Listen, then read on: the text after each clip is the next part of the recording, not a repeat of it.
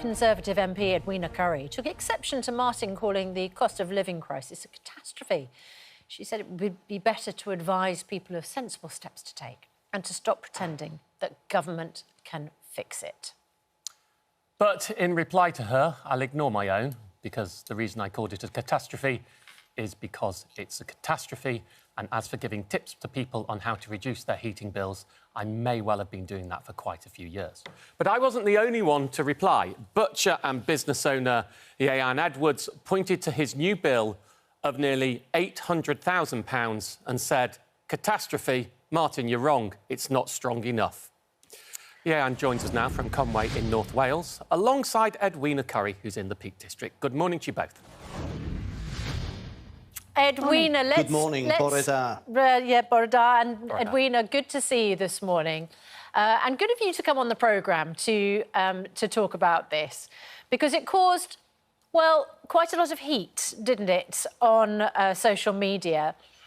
What is it about describing this as a catastrophe that you take issue with? Well, Martin's always been the money-saving expert. I have huge respect for him. And for all that there are lots of tips on his website, actually, I think it's important to use whatever means you can to give people good advice. And he is the expert on this. I'm not. I mean, let's be quite clear about this. Government cannot do everything. That was the point that I was making. And those of us who can should be doing whatever we can. We're in a war here. We are in a war. The whole of Europe is at war on this. And it's because of what Putin is doing, turning off the taps. Even though the United Kingdom's in a much better position with regard to energy security than many other countries like Germany, nonetheless, we buy our gas on the international market, and that means that we're going to have a very, very tough winter. I don't minimise that. But what we have to do is not get emotional about it to the exclusion of using some common sense, try and sit down, try and think about what we can all do, whether it's in our businesses, whether it's in our homes. Not everybody can, I accept that, but many of us can do something. And when we can, that helps everybody else. And we really have to be cool and calm. Panic and emotion actually it drains the energy, whereas what we really need to do is conserve the energy and use it well. OK, just before we carry on, do you have a cardboard cutout of Boris Johnson in your home? No, he's on his way up to Balmoral. But, sorry, are you at home with a life-size cardboard cutout of the Prime Minister? Oh, we had a fundraising party a month or two ago, and he insisted on attending. And he's, listen, at least he's staying there, so he's got a role somewhere. Delighted to see it. Here's one of my suggestions for a tip, something that's dirt cheap. Martin knows about this sort of thing. If you put some of this behind your radiators, it really works. It makes the whole room nice and warm, and it means that you can turn down your thermostat without it causing you any more discomfort. I mean, you know, Martin and Susanna, most people my age have lived in houses without central heating, but we are dependent on it now. And just that kind of little thing makes such a difference. Moving the sofa away from the radiator. You don't want to be heating the sofa, you want to be heating the room. If you've got Edwina, forgive me, there's nothing wrong with that kind of thing, you know. There's nothing wrong with the tips, and the tips are right, and there's lots of great detailed tips out there. But ultimately, let's be plain. We have an 80% rise in the price cap in October. We have another predicted 52% rise in the price cap in January. We're 7 months through the 10-month assessment period of that, so that's likely to be in the right ballpark. That will bring a typical bill in the UK to £5,400 a year. Many pensioners, you're talking pensioners, tend to have bigger than typical bills because they need more heating on. £5,400 is substantially over half the full state pension, well bigger than that over the old state pension that is less, and more for people on universal credits and benefits who get less amount than that. Those tips you're suggesting, and I've been giving them for years, if they would work, I would be out there talking all the time only about that. They are not enough. Even Liz Truss seems to have come around to the idea that that's not enough. And I think that was what people took issue with. The idea that saying that some small tips, you know, incremental 10, 20% savings, 10 or 20% savings do not cover a 50% rise in April, 80% rise in October and 50% rise again in January. I think that's the frustration.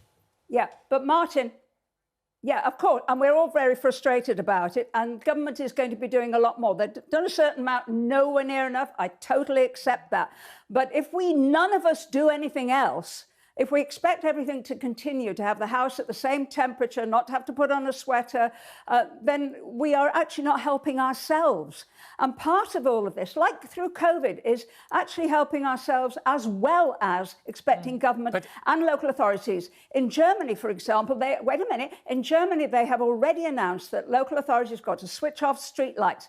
They've already announced that shops have got to cut down on their lighting for their shop fronts and things like that. We've got none of that. But we can take those sort of decisions. That's what really will make a difference. And of course, if we all, you know this, Edwina, isn't that a catastrophe? Those who can reduce their use, Edwina? It helps everybody else. Isn't it a catastrophe? Let's be honest. It doesn't help using words like that. But it is Martin, a catastrophe. You may not want the language. It may help your mental health to do something like that. No, okay. I know. I absolutely. The language is not helpful. I'm afraid you can't ignore the rise. It does not help. You can't ignore the rise in bills. That's what the catastrophe is. It's not my language. It's the practice of what's happening. And we did a poll on it. Even 90% of conservative, of conservative voters. In a poll I did of nearly 100,000 voters on Twitter said this was a catastrophe. Never mind everyone else. Anyway, it's not for me to debate it. I'm shutting up now. Look, Ieuan... Martin, let me get a word in edgeways, because this is why you get me on.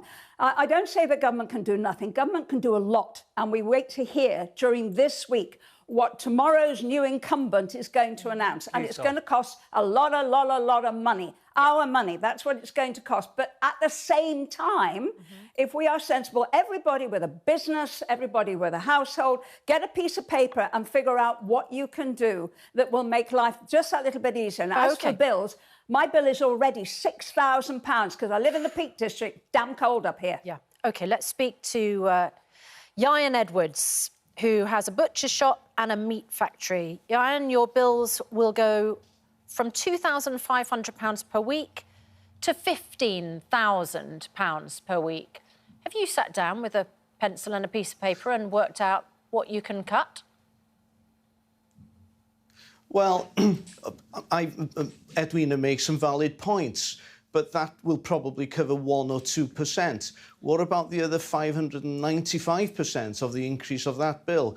We're very fortunate as a business. I've got a full order book and a strong balance sheet. That is not the case for thousands of businesses throughout the length and breadth of the UK. Most of them are coming out of a horrendous period of the pandemic, slowly but surely getting on their feet, and now they're facing this. It's like looking down the barrel of a gun. And yes, it is a catastrophe. Martin, you are right. Edwina is absolutely wrong. And Edwina, I don't mean to be disrespectful in any way, shape or form to you, but when I read your rebuttal of Martin's tweet, I felt that it was seriously misjudged. And that you hadn't realised the severity of the problem and that you were completely out of touch with what was actually happening on the coal face. This is a serious situation. Government must intervene. We all know the maximum that, a government that governs least governs best. But this is not a case. We need intervention and we need it immediately. We need both. We need both. We need government to be taking action, more action than they were planning earlier in the year, because the situation has got a lot more extreme since Putin cut off the Nord Stream gas pipe. Make no mistake, a lot of this is down to Putin, and it isn't going to be resolved until that Ukraine war is over. It is going to be a tough winter. We can also take action ourselves. I congratulate you on your strong order book and your solid bank balance. Well done.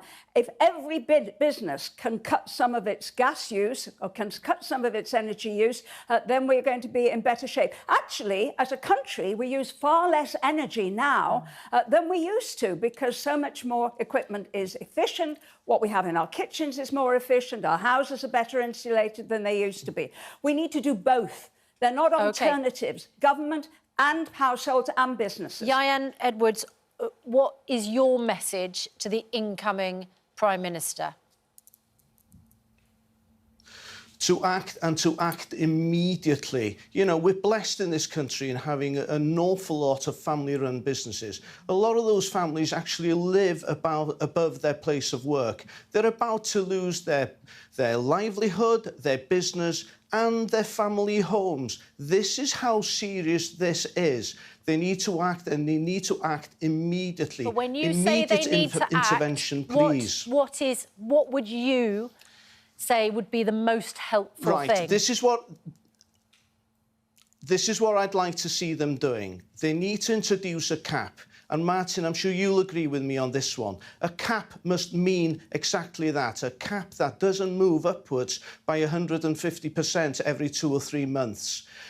The government then, unfortunately, needs to pick up the tab. We need to set a level of around 40 pence per unit that we all pay. Anything above that, and the government must intervene to pick up the tab. They need to pay for that by introducing a windfall tax in the first instance on all the utilities. And yes, unfortunately, we're going to have to borrow the rest and pay it back over a number of years.